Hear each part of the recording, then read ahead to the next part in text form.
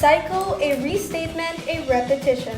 Hello repeaters, welcome to another episode of Repetition is Key. Do you also feel so done with repeated discussions in school, such as the same focuses on performance tasks and assessments? But have you ever wondered why certain issues remain unsolved and recurring? Well, this is the podcast for you. As learners, we often encounter topics we've seen and worked with before. But what is it really and why does it matter? Why do we have to repeat its discussions?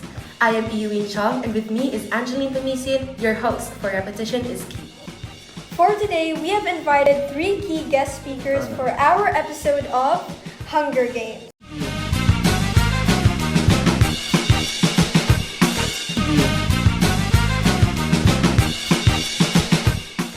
The ironic thing is all fair in the games of hunger in all places? This episode aims to focus on Sustainable Development Goal 2, Zero Hunger, which aims to eradicate hunger, improve food security, and promote sustainable agriculture. Statistically and generally, how is this problem doing? Repetition is key. Roll VTR. Food security remains a global challenge, with millions facing this, especially in least developed countries. In 2019, 746 million people globally were severely food insecure. In the case of least developed countries, 19.2% of their population was severely lacking of food compared to 9.2% at the global level. Most of these populations are smallholding farmers. Hunger remains a serious issue in the Philippines, particularly in Mindanao, where 33.7% of the population experiences food insecurity. In the BARM, 49% of people suffer from chronic malnutrition, and 45% of children face stunting, the highest in the country. Despite the region's rich natural resources, its agricultural sector is underdeveloped, producing mostly low-value crops. Addressing hunger through sustainable solutions like organic farming is crucial to improving food security and long-term livelihood opportunities. That's exactly what we'll be exploring today, the challenges, initiatives, and real-world impact of zero hunger, and how we as students can help achieve food security and sustainable agriculture. The seriousness of this issue calls for the information and thoughts of our student researchers here at ADU Senior High School. Let's all welcome Abby Melchor, Nino Aguilar, and Champ Buhisan. Hello. Hi! We're so thankful that you guys lent us your time, especially considering how you're STEM-free science students, super busy. Well, we have encountered a specific SDG in our project, so it seemed only fitting to be here in this podcast. I'm thrilled to be part of this discussion.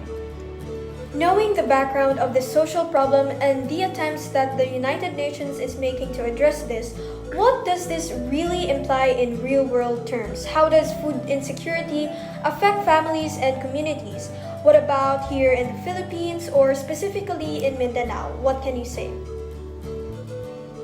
Well, food insecurity in general, but most especially in BARM, means families struggle daily to access nutritious food. With nearly half the population suffering from malnutrition, many farmers remain in poverty, relying on low-value crops and conventional methods. However, we all know that hunger being a lack of food can be addressed through farming. Our group has actually identified organic farming as a sustainable solution, but challenges like high cost, labor demands, and lack of policy support make the transition difficult for Filipino people. Through Tanim Palad, our group advocates for stronger policies, community empowerment, and sustainable agriculture, moving beyond short-term aid to create lasting food security.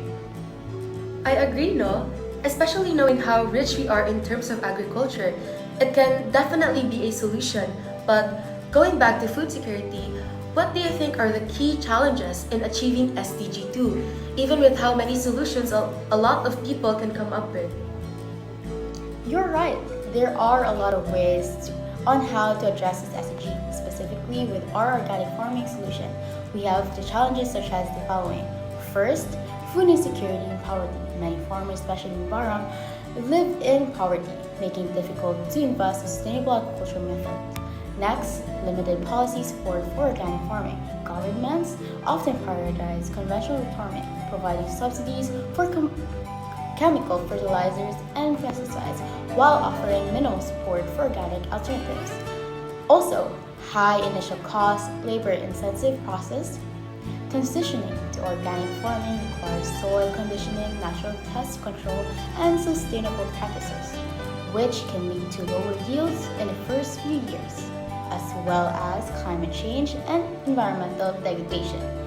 Unpredictable weather patterns, droughts, and natural disasters threaten agriculture productivity, making it harder for farmers to sustain their livelihoods. Clearly, achieving food security requires long-term solutions like organic farming. But has this approach been successful elsewhere? Yes, one example is Bhutan, the first country to commit to become 100% organic. The government promotes organic farming through policies that ban chemical fertilizers and pesticides, encouraging sustainable agricultural practices. Locally, masipag, magsasaka at scientifico para sa pag-unlad ng agrikultura in the Philippines supports smallholder farmers by providing training on organic farming techniques and advocating for sustainable agriculture. These initiatives show that with the right policies and community support, organic farming can be a powerful tool in fighting hunger and improving livelihoods. What about the policies, innovations, and initiatives that have been implemented to address this SDG? Are there any? Several policies, innovations, and initiatives have been implemented to directly combat hunger and achieve SDG number 2, Zero Hunger. Many countries have recognized the right to adequate food in their constitutions, making governments responsible for ensuring food security. National policies, such as the Philippine National Food Policy, PNFP, focus on increasing agricultural productivity, improving food distribution systems, and enhancing nutrition programs to ensure that food reaches those who need it most. Research centers like the Cagayan Valley Small Ruminant Research Center contribute by developing more efficient livestock farming methods, increasing food supply and farmer income. Capacity building programs from organizations like the International Rice Research Institute, IRRI, and the International Potato Center, CIP, help farmers adopt climate-smart agricultural practices to ensure stable food production. Social protection initiatives include cash transfer programs and school feeding programs provide direct food assistance to vulnerable populations. Strengthening these efforts is essential in the global fight against hunger. Okay. You guys mentioned that a factor that also challenges attaining SDG 2 Zero Hunger is the lack of financial resources or money, which I think can be connected to a particular UN SDG. Including this, how does this SDG, the SDG number 2, connect with other sustainable development goals? It aligns with, just like what you said, SDG 1 or no poverty, because hunger and poverty reinforce each other. Food insecurity prevents economic stability, and financial struggles limit access to nutritious food. SDG 3, or good health and well-being, is also closely linked as malnutrition leads to stunted growth, weakened immune systems, and higher disease susceptibility, especially among children. Additionally, SDG 12, or responsible consumption and production, emphasizes sustainable food production methods such as organic farming and reduced food waste. Lastly, SDG 13, or climate action, ties in through sustainable agriculture, which helps combat climate change by reducing greenhouse gas emissions, preserving biodiversity, and promoting efficient resource use. Addressing hunger requires a holistic approach that incorporates these interconnected goals to create a more sustainable and food-secure world. Okay. I agree. It's amazing how the UN SDGs are interlinked with each other one way or another. In achieving these goals, how may the youth and institutions contribute? Individuals, schools, and young people can contribute to achieving SDG number 2 by raising awareness about hunger and food security. I think spreading awareness can also be redundant, but in this generation where everyone is online, it really does take the cake. Another one would be supporting local farmers. Schools can implement programs like school gardens to teach students about sustainable agriculture, while young people can get involved in community food banks or volunteer for feeding programs. Lastly, reducing food waste.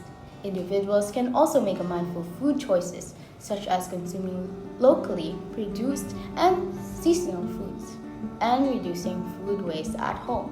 Okay.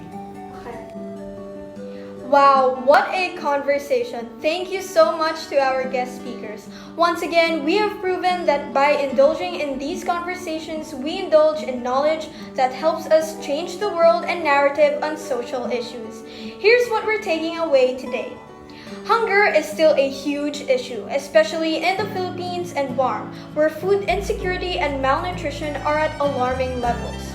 Next, organic farming could be a game changer, but it comes with challenges like high costs, lack of policy support, and labor-intensive processes. Next, countries and organizations just like Bhutan going 100% organic and Masipag supporting local farmers are proving that sustainable agriculture is possible. Next, strong policies and innovations like the Organic Agriculture Act of 2010 and climate-smart farming techniques can make a real impact on food security. If we want real change, we need to invest in sustainable agriculture by increasing support for organic farmers, strengthening climate resilience to help them adapt to extreme weather, empowering smallholder farmers with education and financial aid, and promoting responsible consumption by reducing food waste and choosing sustainable local produce. Now it's our turn.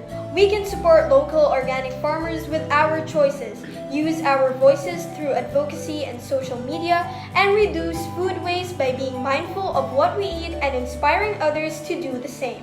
Remember, every meal we eat has a story, and at its heart is agriculture, the lifeline of nations. And everywhere where hunger prevails, it is in their hands to grow what can feed them. Once again, we have proven that cycles are stoppable, restatements are helpful, and repetition is key. We are bound to make the same mistakes if we don't keep on repeating its effects. Ending this with our episode special quote, "Start organic and hunger."